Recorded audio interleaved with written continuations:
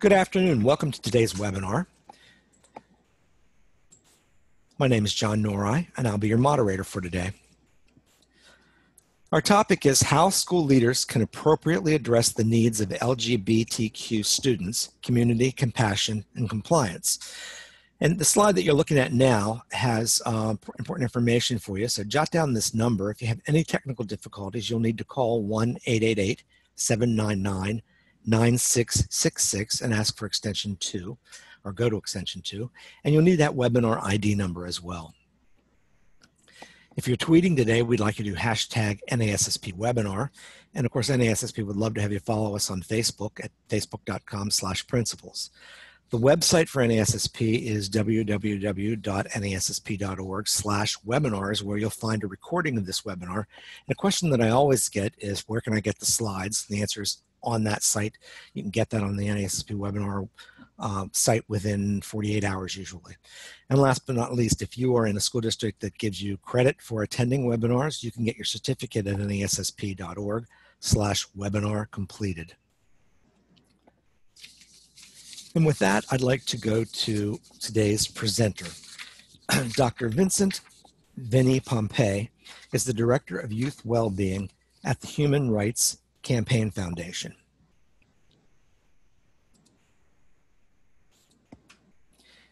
One of his primary roles at HRC is to chair Time to Thrive, an annual national conference for educators and other youth-serving professionals, to promote safety, inclusion, and well-being for LGBTQ students.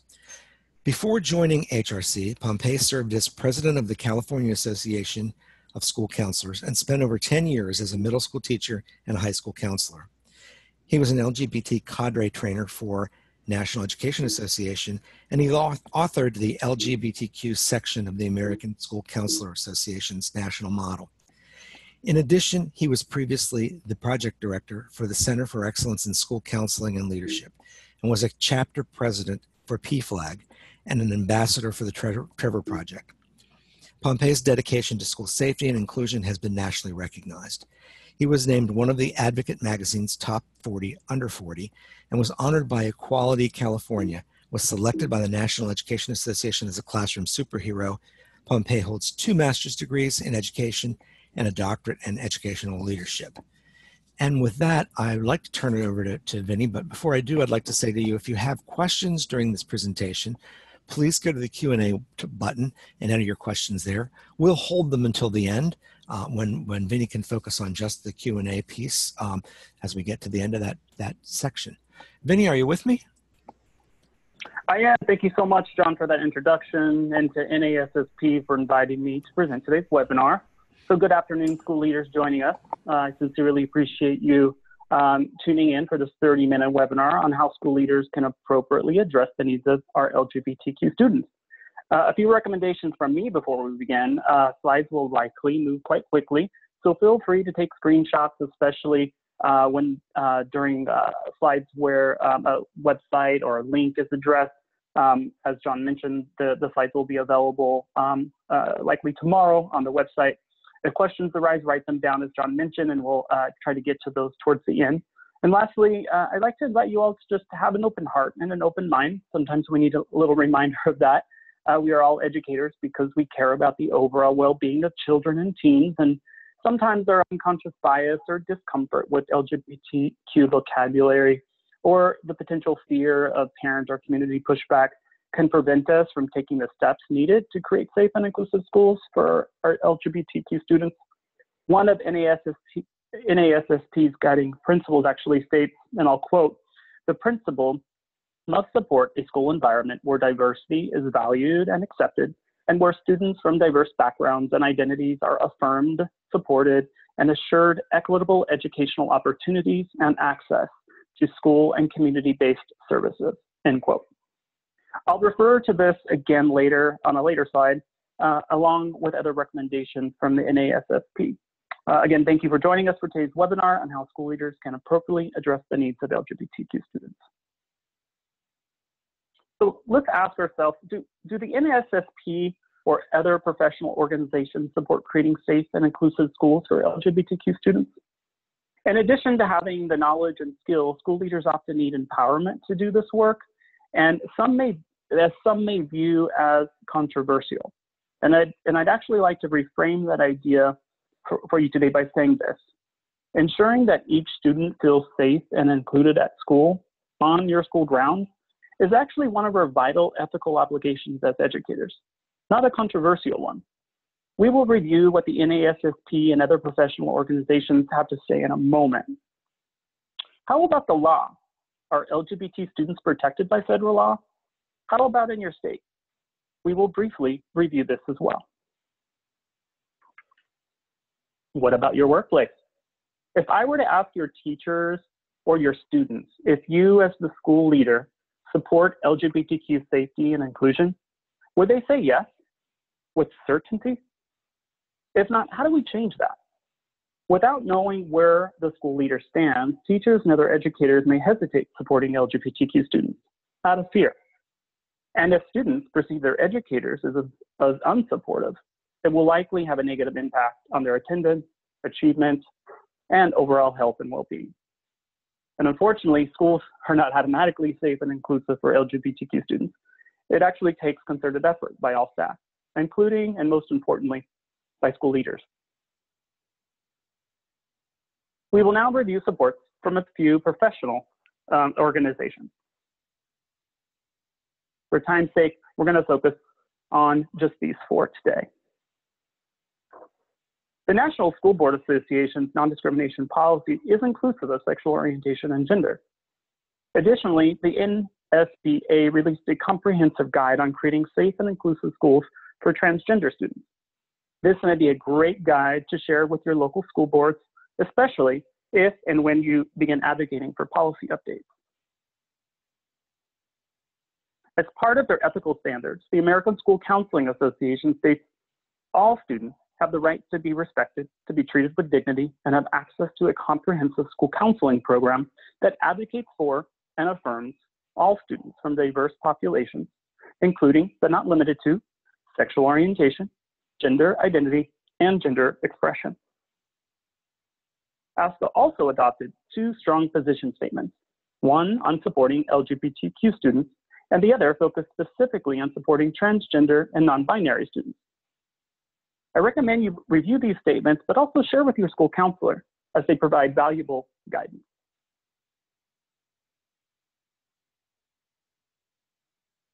The National PTA in 2016 adopted a lengthy resolution with guidance on the safety and inclusion of LGBTQ students.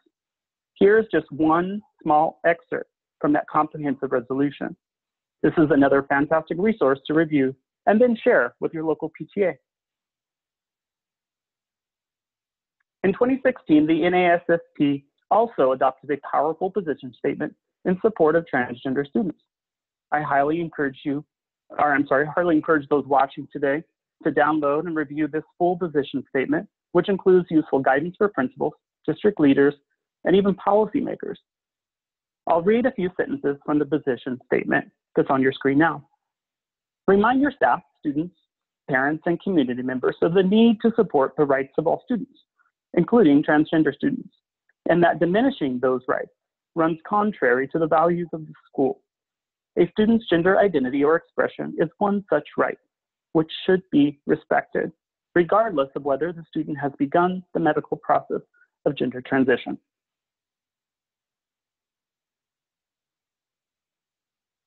Here are a few other national professional organizations and associations that have strong position statements, resolutions, and/or resources focused on LGBT safety and inclusion.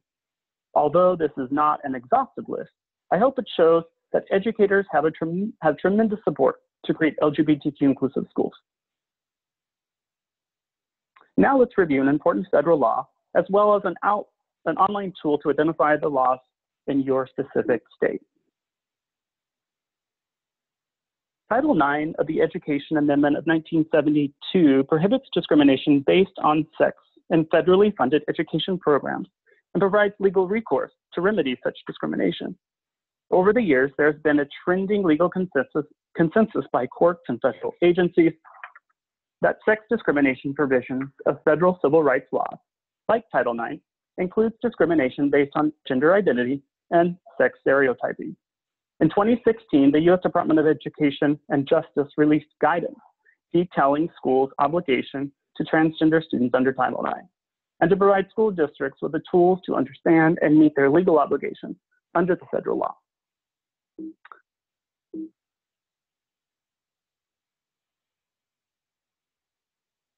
However, under the direction of Attorney General Jeff Sessions, the Education Secretary Betsy DeVos, and U.S. Department of Justice and Education revoked the Obama administration's guidance detailing schools' obligation to transgender students under the law. But despite the Trump administration rescinding the Title IX transgender guidance, the law remains the same. Students are still entitled to the legal protections guaranteed by Title IX.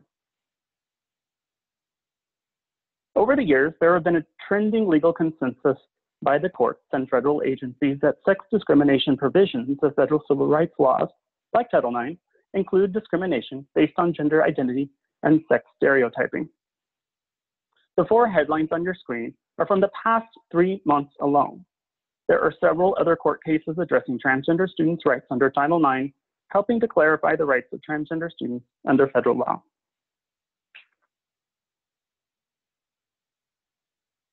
Increasingly, states are explicitly addressing discrimination against students in K-12 schools. This online tool indicates state laws that prohibit discrimination against students in public education on the basis of sexual orientation or gender identity. The states that explicitly address discrimination against LGBTQ students are shown in brown. You can also use this online tool to research the anti-bullying laws in your state or other state laws that may explicitly protect LGBTQ students. Now we'll discuss your local school district. Does your district's anti-bullying, harassment, or non-discrimination policy specifically include protections based on sexual orientation, gender identity, or gender expression? As advocates for all students, reviewing your school's anti-bullying and harassment policy may help provide guidance on how you can protect your students. The most effective anti-bullying and harassment policies specifically list vulnerable characteristics such as race, color, national origin, sex, disability, religion, sexual orientation, gender identity, and gender expression. If your school district's policy doesn't list all of these student populations, consider advocating for policy revisions. Several years of research on enumeration should provide a compelling case for necessary updates.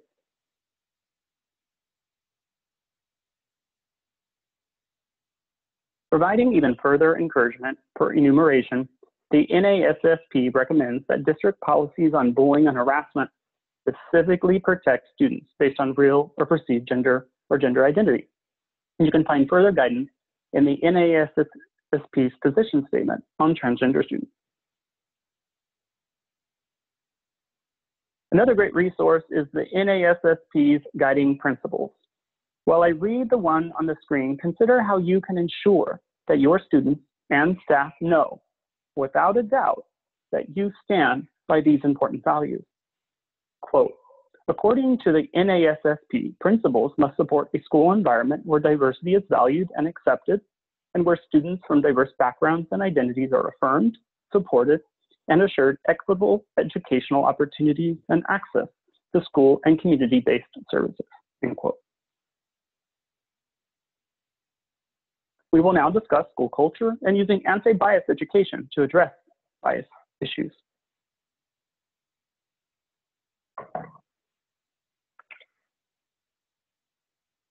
Who benefits from a school culture that is safe and inclusive of LGBT students? I'm sure you're imagining everyone.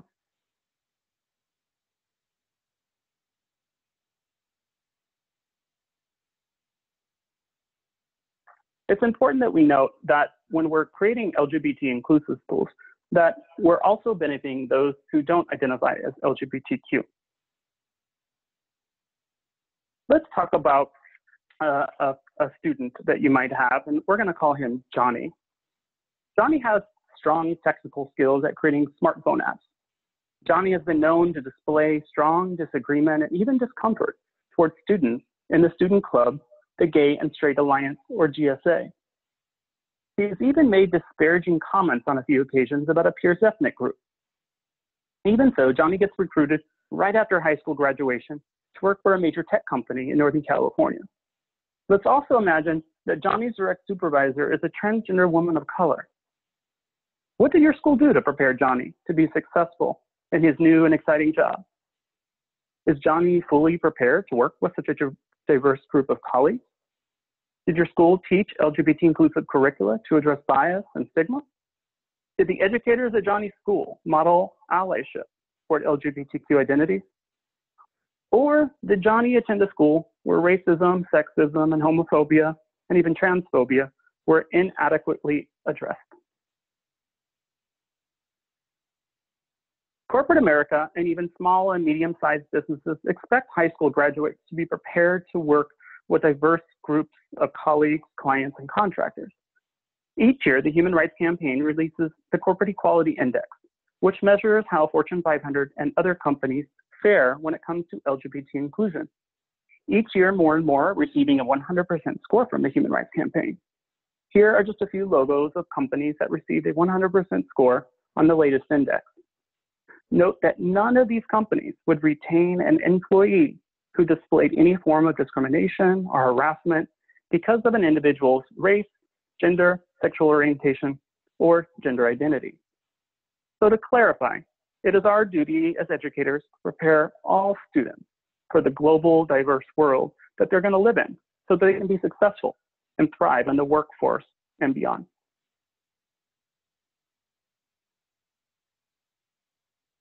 If you have not heard of anti-bias education, this may be an important step on the journey to transform and create a safe and inclusive school climate. Anti-bias education is working with students to help them understand and affirm their own identities, recognize the diversity of people, be aware of the unfairness of stereotypes and prejudices, and then take action to stand up for others and create a respectful and welcoming community. Here are two fantastic resources I'd recommend for educators. The first one's called Welcoming Schools. It's the nation's premier professional development program, providing resources, Common Core aligned lesson plans that embrace family diversity, address bias-based bullying, and create LGBTQ and gender inclusive elementary schools. Check out and share the link for Welcoming Schools. Their website includes, again, free resources, free downloadable lesson plans, and even videos to share with your fellow colleagues.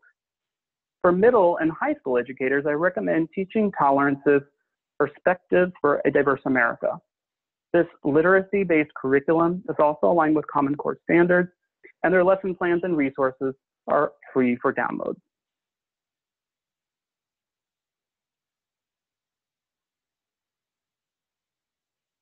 Let's now expand our cultural competency. Oftentimes, people confuse or conflate the terms sexual orientation, gender identity, and gender expression.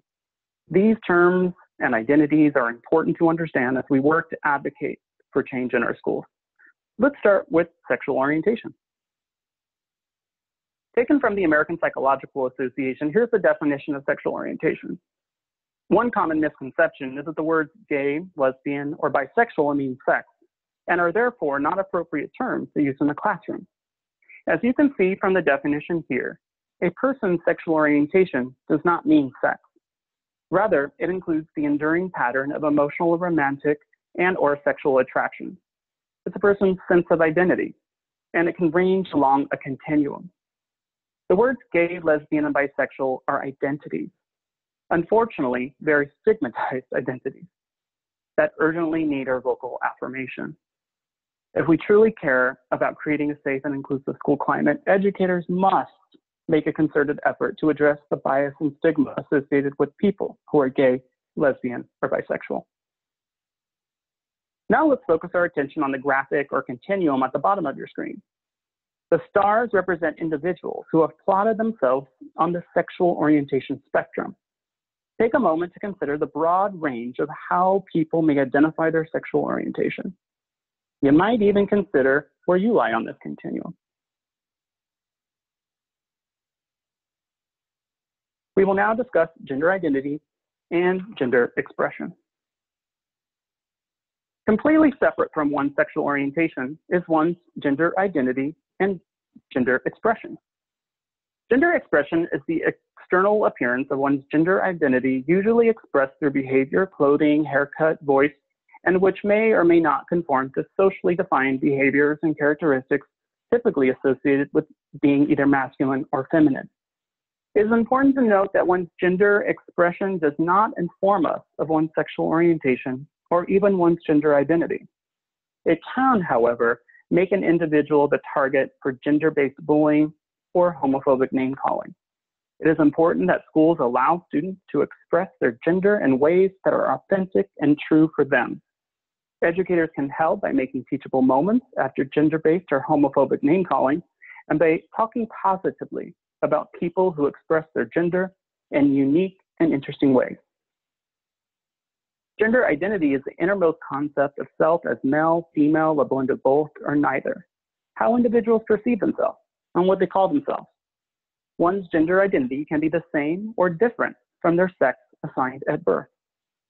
Notice that the definition of gender identity includes male, female, a blend of both, or neither.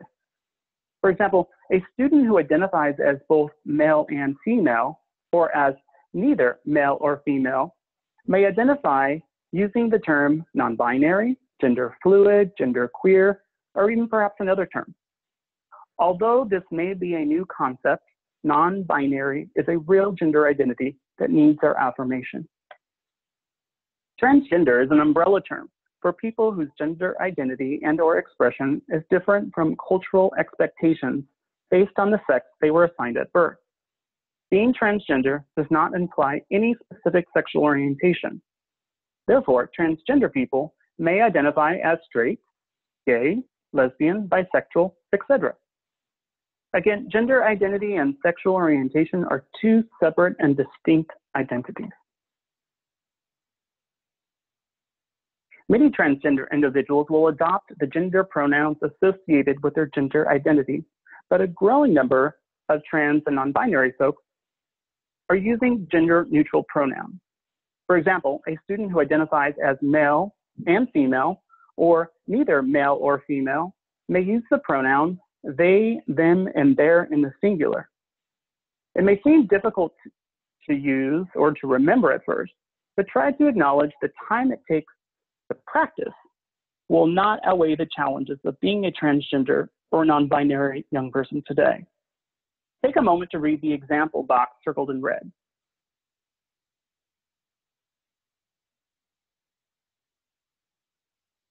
If this were one of your students, practicing on the drive to and from work or while making dinner will certainly help make you a pro in no time. More importantly, your students and fellow staff will view you as an inclusive, affirming, and respectful educator. If you're a visual learner like me, you may appreciate the following graphics that depict the various spectrums of identities we've been discussing. The first one represents our biological sex or sex assigned at birth. Next is the continuum for gender expression, then gender identity, and lastly for sexual orientation. To help us better understand these continuums, I will plot a fictional high school student who we will call Sunny. Sunny was born when Sunny was born, the doctor assigned an M or male at birth. Sunny is now in high school, but is always expressed in more feminine ways. Some days she feels more androgynous, and so may make different choices in clothing and hairstyle. Although Sunny was assigned male at birth, she identifies as a female and uses the pronouns she, her, and hers. Sunny identifies her sexual orientation as bisexual, meaning that she has the potential to be attracted emotionally, romantically, and/or sexually to people of any gender. Hopefully, this visual gives you a better understanding of these terms and identities, but if not, I'm going to provide you some additional resources to expand your learning beyond this webinar. Schools in Transition is a comprehensive resource to help educators better support and understand transgender and gender expansive students. This 60+ page guide will walk you through just about every question or concern you might have. I've circled a few of the chapter titles and subheadings just to show the range in content. I highly encourage you to download and share this resource with colleagues. Transgender Students in Bathrooms is another helpful resource co-produced by the NASSP and the NAESP. This valuable resource will answer many of the common questions that educators have around transgender students in bathroom use. We will now review some of the recent data on the current challenges faced by LGBT teens today. This summer, the CDC released the most recent data from the Youth Risk Behavioral Surveillance, or YRBS. Here are just a few of the many disturbing findings, including that almost half of LGBT students seriously considered suicide in the past year alone. To download the full CDC report, you can use the link on the bottom of your screen. In 2017, the Human Rights Campaign and the University of Connecticut conducted a groundbreaking survey of more than 12,000 LGBTQ identified students ages 13 to 17. The findings provided a stark picture of the difficulties these youth face in school and beyond. As you can see, only 5% of all of their teachers and school staff are supportive of LGBTQ students. This likely only contributes to the high rates of absenteeism we see among LGBTQ teens. Additionally, only about a quarter of LGBTQ teens feel safe in their classroom. Think about it, if students don't feel safe, it certainly is going to make it difficult, if not impossible, for them to focus on instruction.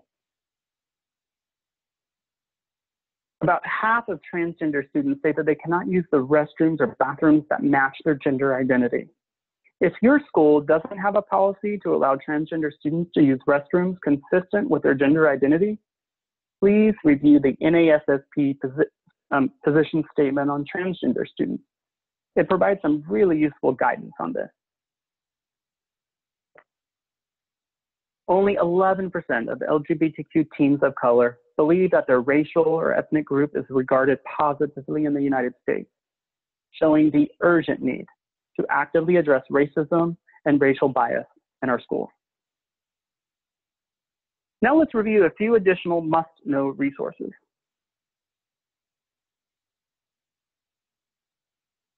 Luckily, there are many resources to help LGBTQ individuals navigate the coming out process, which are all downloadable using the links on your screen.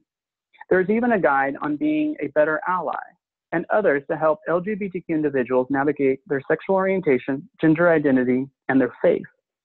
HRC has many other helpful resources that can be downloaded on the links below. Please consider to attend HRC's annual Time to Thrive conference, which attracts school leaders, teachers, school counselors, and other educators for a one-stop shop to learn about resources and tools that create safe and inclusive schools for LGBTQ youth. The conference is co-presented by the National Education Association and the American Counseling Association. And I'm excited to share that the NASSP is an official Time to Thrive conference partner. The 6th annual conference will be held over President's Day weekend, February 15 through 17, 2019 in Anaheim, California. NASSP members receive a 20% discount registration using the promo code at the top of your screen. Please share this information with colleagues and consider to attend. You can learn more at timetothrive.org. Before we close and take questions, here are a few suggested steps you can take to improve the safety and inclusion of your LGBTQ students. Provide training for all staff. Scheduling staff training on LGBT safety and inclusion sends a really strong message to your that you are supportive in this work and that you're willing to equip your staff with the baseline knowledge and skills and resources to help create change in your school. Set the tone. Become a vocal ally. Become a visible ally. I hope you'll consider to post an LGBTQ safe space sign or poster in your office and encourage other supportive staff to do the same. Encourage and support GSAs or other LGBTQ inclusive extracurriculars on your campus. Research shows that middle and high schools with an active GSA improve feelings of safety and school connectedness among both LGBTQ and non-LGBTQ students. Update anti-bullying and harassment policies to include protections based on sexual orientation, gender identity, and gender expression. And again, enumeration is key here. Implement LGBTQ inclusive language and LGBT inclusive curricula using lesson plans that address bias and stigma and that value the positive contributions of LGBTQ individuals in history. Use restorative justice or PBIS type practices to curb bias-based bullying or behaviors. These practices have shown tremendous success at changing negative behaviors, thus improving school climate. I do want to mention that zero tolerance anti-bullying policies do not work and only create other problems like school push-out or the school to prison pipeline, which we know disproportionately impacts students of color and other minority students. And last, update forms, student staff handbooks, etc. to be LGBT inclusive. This could be as simple as updating outdated forms or language. Adding additional gender options, for example, beyond male and female, is just another good example of how you can update these forms. Thank you, Vinny. I think with that, I'm going to move us along. We don't have a lot of questions that have come in and we're out of time, so I'd like to, I'm having a problem with my slides now. I'd like to move us along to just a few reminders. Vinny, if you could advance the slide for me, I'd appreciate it. No, it wasn't there. I was able to do it. I was able to do it myself. I just want to reiterate the invitation to the NASSP conference, which is at the other end of the year from the conference Vinny invited you to earlier, July 18th through 20th, 2019 in Boston, NASSP's National Principals Conference. We hope you'll be able to be there. And with that, I'd like to say again, thank you to Vinny for today's presentation. And with that, I'll close.